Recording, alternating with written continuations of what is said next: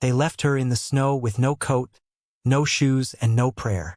The wind that night carried her name like it was already a ghost, soft, fading, swallowed by the white. She was 19 years old, and the people who shared her blood had decided she was worth less than the mule tied to their wagon. They turned the horses around without looking back. Not one of them, not even her mother. Before we go any further, tell me, where are you watching from tonight? Drop it in the comments. Sending love your way, wherever the wind finds you. Now lean in close, because this story isn't about the cold that nearly killed her. It's about the man who found her. A mountain man with eyes like wet stone and hands that had buried more bodies than he'd ever held. He didn't speak much. He didn't smile at all. And when he looked down at her frozen body curled against a pine root, he didn't see a dying girl. He saw a wife. Some folks in those high country towns would later swear he saved her out of mercy. Others whispered it was something darker, something older, something the mountain itself had whispered into his ear the night she came stumbling into his life. The truth? The truth is colder than the snow that nearly took her. And by the end of the story, you're going to understand why she never once tried to leave him, even when she had every chance in the world. The wagon wheels crunched over frozen earth like teeth grinding bone. Eliza Hart sat in the back of that wagon with her knees pulled to her chest, watching her breath turn to fog and disappear. She was wearing a thin gray dress, the same one she'd worn to her father's funeral 3 weeks earlier. Her shoes had been taken from her the night before. Her stepmother said they were too good for a girl who brought shame on the house. Her bare feet had gone numb somewhere outside of Pinedale, and now they didn't feel like feet at all. They felt like 2 stones tied to her ankles. Her older brother, Caleb, drove the wagon. He hadn't said a word to her in 2 days.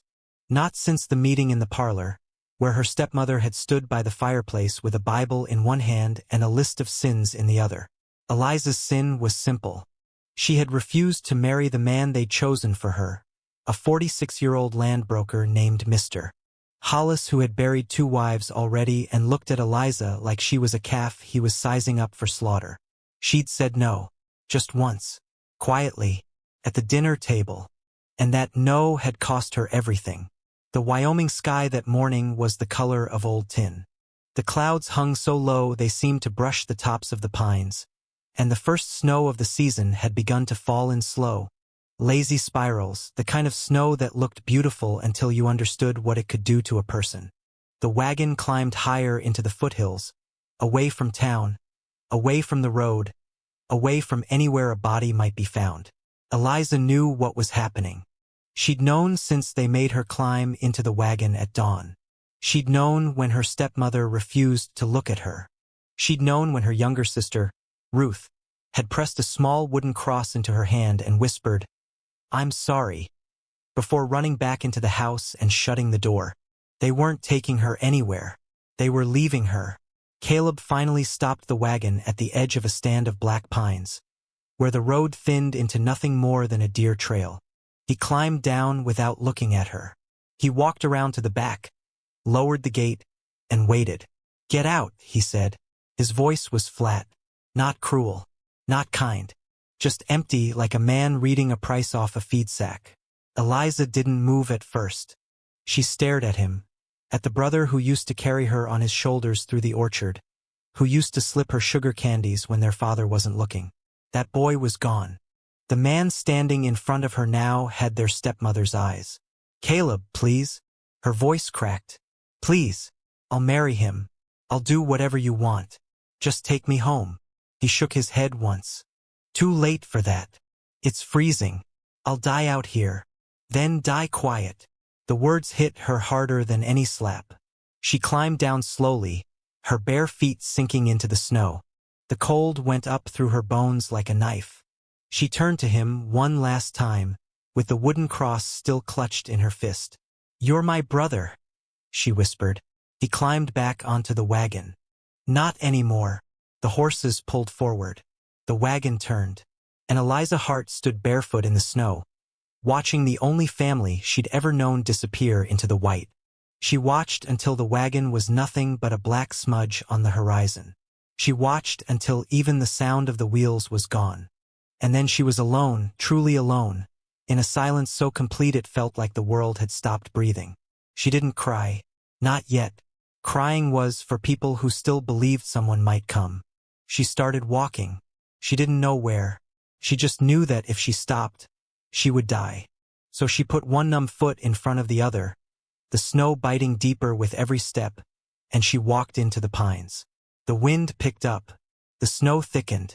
Her dress, thin as paper, did nothing against the cold. Within an hour, she couldn't feel her hands. Within 2, she couldn't feel her face. By the time the sun began to set behind the ridge, turning the sky the color of an old bruise, Eliza Hart was no longer walking. She was crawling. And somewhere, high above her on a ridge she could not see, a man with a long rifle and a wolfskin coat had stopped his horse. He was watching her. He had been watching her for almost an hour. He didn't move to help. Not yet. His name was Silas Vane, and he had not spoken to another human being in 11 months. He lived alone in a cabin he'd built with his own hands on the north face of Black Hollow Mountain. A place so remote that even the trappers avoided it, and the Shoshone called it the place where the wind forgets its name. He was 38 years old, tall and lean as a winter wolf, and his face carried the kind of stillness that came from years of having no one to perform it for.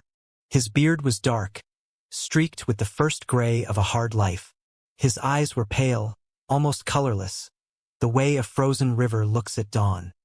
He had come to the mountain 7 years ago, after burying a wife and a child in the same week. He'd never told anyone the story. He never would. That afternoon, he had ridden down from the high country to check his trap lines along the lower creek. He was leading his packhorse home when he saw the wagon, saw it from a half-mile away, a black speck moving along a road that no honest traveler would take in winter. He'd watched it stop. He'd watched the girl climb out. He'd watched the wagon turn around and leave her. He had seen this before. Not often, but enough. In these parts, when a family wanted to be rid of a daughter who shamed them, or a daughter they could no longer feed, they sometimes did it this way. They called it giving her to the mountain. It was cleaner than murder. It let them keep their souls intact, or at least pretend to. Silas spat into the snow. He should have ridden on. That's what he told himself. He had problems of his own. He had meat to smoke, wood to split, a roof that leaked when the snow grew heavy. He had no use for a half-frozen girl. No use for a wife. No use for the kind of complication a woman brought into a man's quiet life. And yet, he sat on his horse and watched her crawl. He watched her get up. He watched her fall. He watched her get up again. There was something in the way she refused to lie down that reached into his chest and twisted. He had buried a daughter once. She would have been about that age if she'd lived. The thought came uninvited. He shoved it away. Still, he did not move. The sun sank lower. The shadows of the pines stretched long and blue across the snow. The temperature was dropping fast. He could feel it in his teeth. A girl in a thin dress, with no shoes, would not last the night. She might not last another hour. She fell again. This time she did not get up. Silas watched her lie there for a long moment. Her dark hair spread across the white snow like ink spilled on paper. She wasn't moving. Maybe it was already over. Maybe the mountain had taken her the way it took so many. He waited. Then, very faintly, he saw her hand close around something. A small dark shape. A wooden cross. She lifted it to her lips. And Silas Vane, who had not prayed in 7 years, felt something break loose inside him. He clicked his tongue. His horse started down the slope. He rode slow, partly because the grade was steep and partly because he wasn't yet sure what he was going to do. By the time he reached her, the last light of day was bleeding out of the sky. He swung down from the saddle and crouched beside her in the snow. She was alive. Barely. Her lips had gone blue. Her eyelashes were crusted with frost. When he turned her over, she made a small sound. Not a word, just a breath. And her eyes fluttered open for half a second. They were dark brown, the color of riverbed stones, and they tried to focus on his face. She whispered something. He leaned down to hear. "Don't leave me." It hit him harder than he expected. like a fist against an old bruise. He pulled off his wolfskin coat and wrapped her in it. He scooped her up. She weighed almost nothing, like a bundle of dry sticks, and he laid her across the front of his saddle. He climbed up behind her, one arm tight around her waist to keep her upright. He turned his horse north, toward the cabin, toward home. As he rode, the snow began to fall in earnest, big wet flakes that swallowed the world in white. He pulled his hat lower and kept one hand pressed against her chest, feeling for the faint beat of her heart through the wolf skin. He did not yet know her name. He did not yet know what he was going to do with her. But he had already decided one thing, somewhere in the cold quiet of his own mind. A decision that surprised even him, a decision he could not yet explain. He was not going to let her die, and he was not going to let her go. Eliza woke to the smell of wood smoke and pine. For a long moment, she did not open her eyes. She was warm.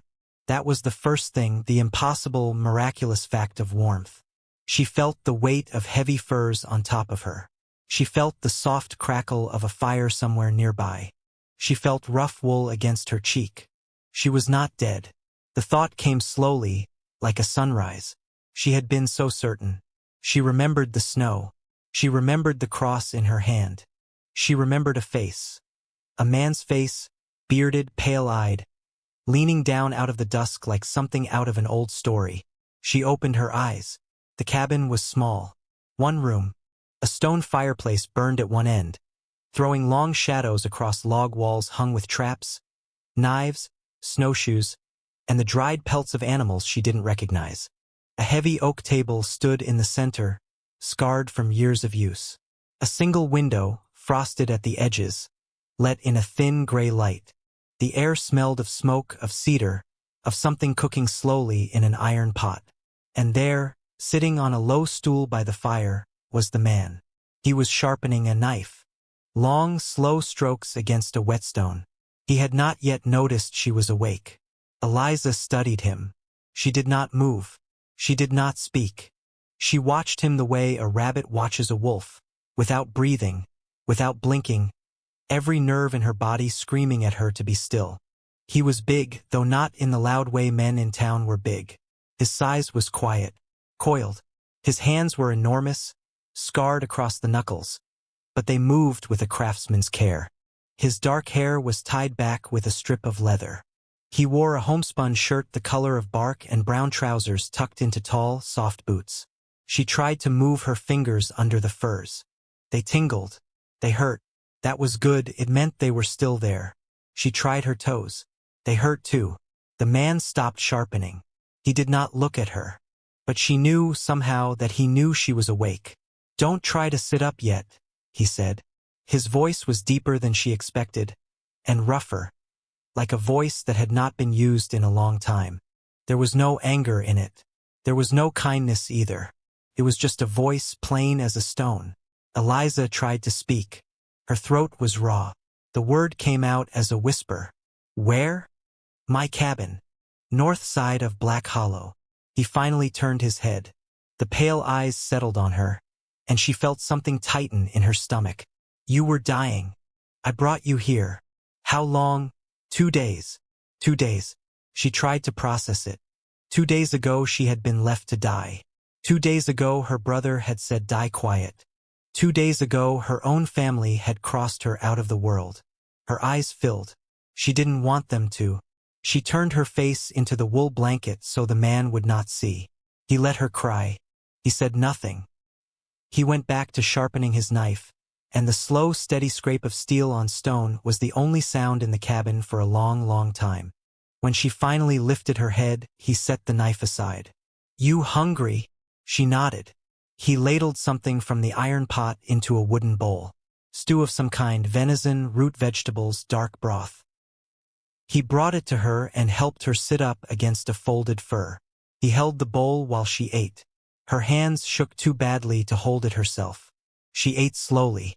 He watched her without expression. When she was finished, he set the bowl on the floor. "What's your name?" he asked. "Eliza. Eliza Hart." He nodded once as if filing it away. "Silas Vane."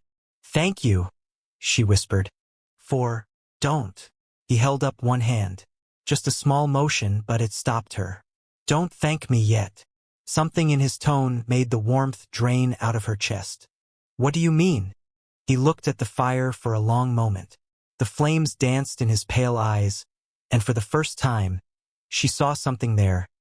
Not cruelty, not kindness, but a kind of weight. A man carrying something heavy he had no intention of putting down. You can stay here, he said quietly. You can heal. You can eat. You can sleep by this fire as long as you need. But when spring comes, you don't go back. She stared at him. You don't go back to that town.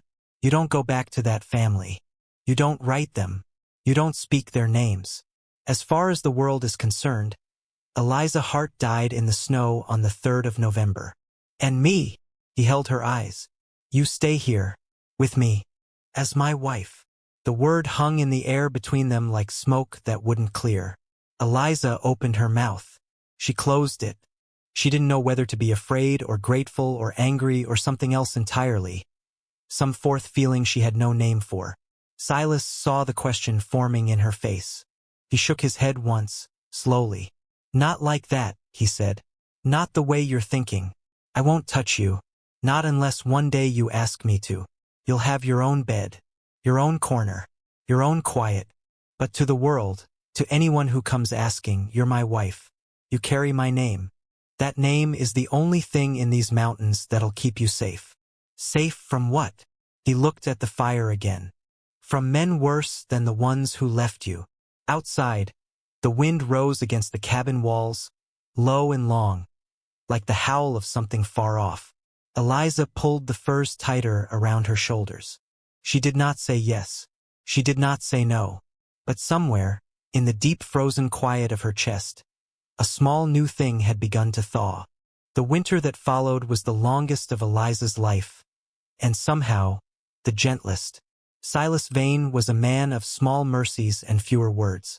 He woke before the sun every morning, no matter how deep the cold. She would hear the soft thump of his boots on the wooden floor, the creak of the door, the crunch of snow as he stepped out to feed the horse and check the traps. By the time she rose, there would be a kettle of water heating by the fire, a piece of bread on the table, and fresh wood stacked by the hearth. He never asked her to do anything.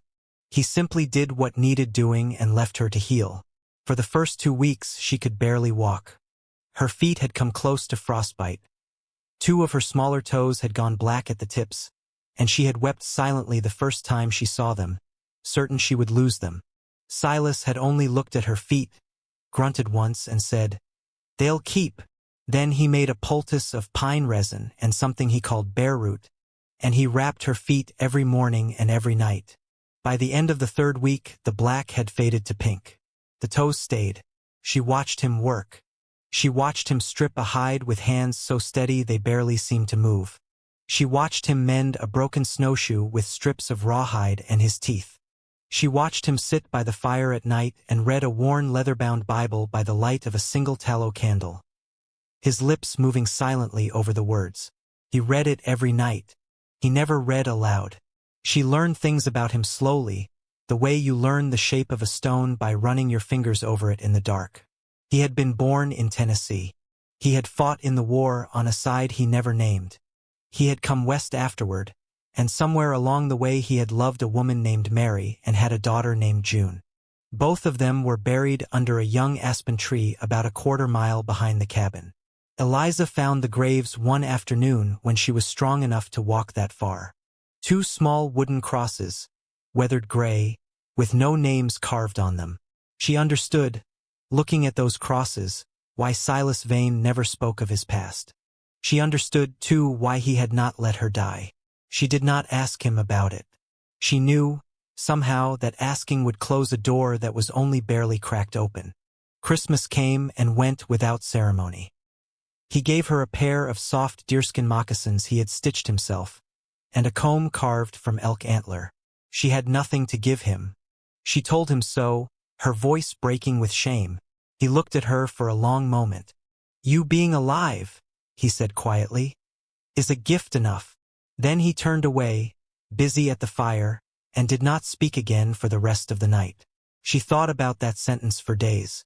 By February, she was strong enough to help with the work. She learned to scrape hides. She learned to mend his shirts. She learned to make biscuits in the iron skillet over the coals. She learned the names of the birds that came to the windowsill in the early mornings. The chickadees, the gray jays, the small bold nuthatches that walked headfirst down the pines outside. She learned to listen to silence without being afraid of it. One night in late February, a blizzard came down hard. The wind screamed against the cabin walls for 2 days straight. The roof groaned. The fire guttered. Silas spent most of the storm sitting by the door with his rifle across his knees, watching the latch as if he expected something to come through it. On the second night, Eliza finally asked, "What are you waiting for?" He didn't look at her. "Anybody." "What kind of anybody?" He was quiet for a long time. Then he said, "The man who used to own this hollow had a brother. The brother didn't take kindly to being driven off. He's been coming back on and off for 3 years. Mostly drunk, mostly cursing. But he's still got 2 friends who ride with him, and the friends are worse than he is. They come up the South Trail when the weather lets them. The weather doesn't let them often. And you think they'd come now? In a storm." He finally looked at her. "Now they've got a reason." "What reason?" "You." She felt the cold come back into her chest. "Word travels," Silas said. "Even out here. A trapper named Boudreaux came by in January. He saw you through the window. By now half the valley knows the mountain man has a woman. They'll be curious. The wrong kind of curious." Eliza wrapped her arms around herself. "What do we do?" "Nothing. We wait. We watch. And if they come—" His pale eyes were very still. "You stay behind me. You don't say a word. You let me handle it." The storm broke the next morning. The world outside was a hush of white, soft and unbroken. No tracks, no riders. Just the sun coming pale over the eastern ridge and the smoke from their chimney rising straight up into a windless sky. For the moment the mountain had held its breath. For the moment they were safe. But that night, as Eliza lay on her cot across the room from Silas's, she stared at the ceiling and felt something she had not felt in a very long time. Hope. And underneath the hope, like a stone beneath still water, the first quiet beginnings of love. They came on a Tuesday in early April, when the snow had begun to soften and the first green shoots were pushing up through the mud along the creek. Eliza was outside hanging a deer hide on the drying rack when she heard them. 3 horses, coming slow up the South Trail. She knew the sound of Silas's horse, and she knew the sound of a single rider, and this was neither. She went very still. Silas had taught her over the long winter what to do. She did not run. She did not call out. She set the hide down carefully, wiped her hands on her apron, and walked back into the cabin at the same pace she always walked. She did not look toward the trail. She did not look at all. Inside, Silas was already at the door. He had heard them too. He held his long rifle in one hand and a heavy pistol in the other. He did not look afraid. He looked like a man checking a fence post. "Behind me," he said quietly. "Bedroom. Door closed. You don't come out. Not for any voice. Not even mine." "Silas?" "Not even mine, Eliza." She nodded. She went into the small back room where her cot was. She closed the door. She pressed her ear to the wood. She heard the horses come into the yard. She heard a man laugh. A hard, ugly laugh. The laugh of a man who had been drinking since breakfast. She heard Silas step out onto the porch. She heard the soft, deliberate click of him cocking the rifle. "Vane," a voice called. "Heard you got yourself a bride. We come to give our regards. You can give M from the trail." Silas's voice was flat and even. "And then you can ride back down it. Now that ain't very neighborly." "I ain't a neighbor." There was a pause. Eliza pressed harder against the door, her heart hammering. "We just want to see her, Vane." A second voice. Younger. Wheedling. "Just want to see if the stories are true. They say she's pretty. They say she came up out of the snow like a ghost. We're curious folk." "Curiosity's gonna get you killed, Cal." Now, see, that's the kind of talk that makes a man feel unwelcome. You are unwelcome. A third voice, deeper, slower. Word in town is she ain't your wife at all. Word in town is she's a heart girl. From Pinedale. Family thought she was dead. Family might want to know she ain't. Eliza's breath stopped. She had not heard her family's name spoken aloud in 5 months. To hear it now, in the mouth of a stranger, in her own yard, was like being struck. Silas did not answer right away. When he did, his voice had dropped lower, quieter, the way a knife sounds when it's being drawn slowly from a sheath. She's my wife. Whatever name she had before don't exist anymore. You ride into Pinedale and tell anybody different. You better be ready for what comes up that trail after you. That a threat, Vane? It's a promise. There was a long silence. Eliza heard the horses shift. She heard one of the men spit.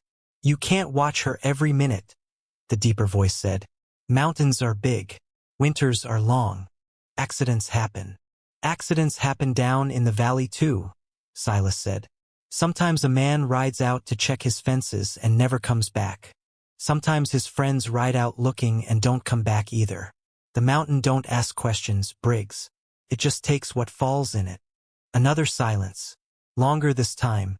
Then, finally, the creak of leather as a man turned his horse. This ain't done, Vane. It's done for today. The horses moved. The sound of hooves grew softer, then was gone. Eliza waited. She did not move. She did not breathe. After what felt like an hour but was probably only minutes, the bedroom door opened. Silas stood there with the rifle still in his hand. His face was the same as it always was. But his eyes, she had never seen them look like that. Not cold. Not angry. Something else. Something almost like grief. He set the rifle against the wall. They'll be back, he said. When? Don't know. A week. A month. They'll wait until they think we've forgotten. She came out of the bedroom slowly. She stood in the middle of the cabin, in the place where the sunlight fell through the small frosted window, and she looked at the man who had saved her life and was now risking his own to keep her in it. Silas. Her voice was very small. Why are you doing this for me? He didn't answer at first. He walked to the fireplace. He stared into the coals. When he finally spoke, it was not the answer she expected. Because once, he said, a long time ago, I came home from a hunt and found my wife and daughter on the floor of a cabin not unlike this one. 3 men had ridden in while I was gone. 3 men a lot like the 3 that just left. I was a day late getting home, Eliza. One day, he turned.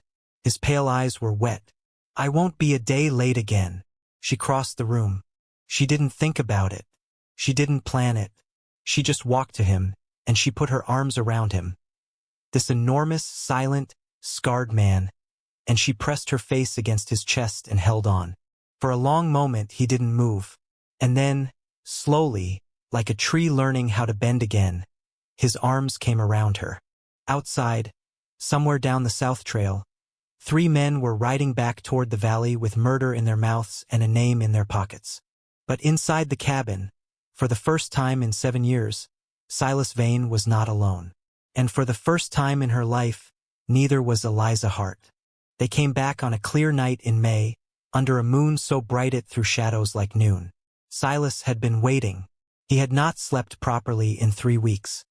He dug a shallow pit at the bend in the South Trail and lined it with sharpened stakes. He'd strung a thin wire between 2 pines at horse chest height. He'd cleaned and oiled every weapon in the cabin twice over. Eliza had watched him prepare with the same quiet patience he had once used to nurse her back to life, and she understood, finally, what kind of man he was. He was a man who had lost everything once, and who would burn the mountain to the ground before he lost it again. She did not try to talk him out of it. She knew it would be like trying to talk a river out of running downhill. Instead, she did what he asked. She cleaned the rifle. She filled the powder horns. She learned, with shaking hands, how to load a pistol. And when the time came, she stood in the cabin doorway with that pistol in her hand and her jaw set hard, because she had decided something during those long weeks of waiting. She was not going to hide in the back room this time. If they were coming for her, They were going to see her. The 3 riders came up the trail single file. Briggs in front on a tall black horse. The younger one, Cal, behind him. And the third, a man Silas had only ever called by his last name, Mercer, bringing up the rear with a long rifle laid across his saddle. They did not make it to the cabin. The wire took Briggs's horse first. The animal went down hard, screaming, and Briggs went over its neck into the pit. What happened in the pit, Eliza did not see, and Silas never spoke of. Cal pulled up short, his horse rearing, and in the moment of confusion Silas stepped out from behind a pine with his rifle already at his shoulder. The shot was clean. Cal was dead before he hit the ground. Mercer was the dangerous one. Mercer was the one Silas had been afraid of. Mercer wheeled his horse and fired, and his shot tore a long red line across Silas's shoulder before Silas could get the rifle back up. Silas dropped behind a deadfall. Mercer dismounted. He moved through the trees like a man who had hunted men before. From the cabin doorway, Eliza watched it all by moonlight.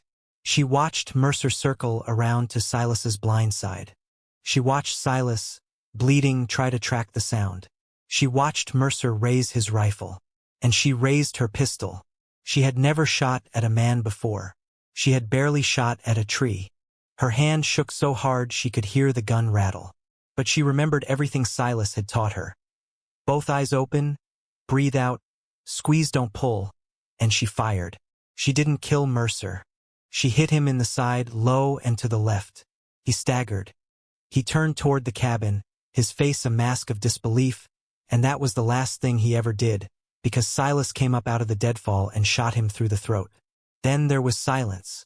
A long, ringing, terrible silence under a too bright moon. Silas walked slowly out of the trees, one hand pressed to his shoulder, the rifle hanging from the other. He climbed the steps to the porch. He looked at Eliza standing in the doorway with the pistol still smoking in her hand. He looked at her for a long, long moment, and then he did something he had never done before. He kissed her. It was not the kiss of a husband to a wife. It was not even the kiss of a man to a woman. It was the kiss of a person who had finally come home, and it was soft and it tasted of gunpowder and blood and tears, and Eliza kissed him back with everything she had. They buried the 3 men where they fell. Silas did not mark the graves. He said the mountain would do its own remembering. In the weeks that followed, Silas healed. The wound in his shoulder closed slow but clean.